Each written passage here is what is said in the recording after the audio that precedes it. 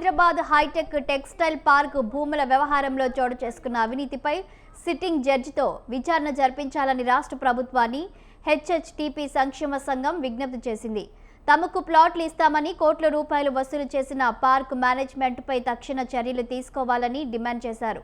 Somajiguda press క్లబ్లో సభ్యులు గజం శ్రీరాములు, చిలుక రవి, మామిడాల సురేంద్ర మీడియా సమావేశం ఏర్పాటు చేశారు. తాము కొన్న భూములు తమకు అప్పగిస్తే పరిశ్రమలు నెలకొల్పి వేలాది మంది నిరుద్యోగులకు ఉపాధి కల్పించే వీలుందని తెలిపారు. ఒక పథకం ప్రకారం సభ్యులను మోసం చేసేందుకు హెచ్హెచ్టీపీ చైర్మన్ ఉప్పల నర్సయ్య, డైరెక్టర్ ఘన్శ్యామ్ సరోడే డైరెక్టర్లు భారీ కుట్ర చేశారని ఆరోపించారు.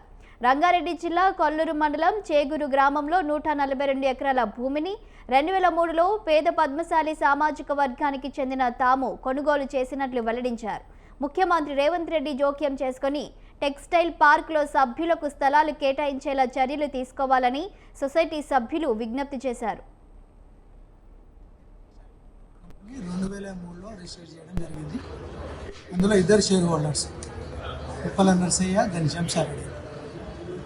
వీళ్ళు కంపెనీ పెట్టేటప్పుడు మేము టెక్స్టైల్ ఇండస్ట్రీ పెడతాము, ఎవరైనా ఇంట్రెస్టెడ్ ఉంటే కనుక మీరు రండి అని చెప్పేసి పద్మశాలి కింద ఒక కాంప్లైంట్ ఇచ్చారు.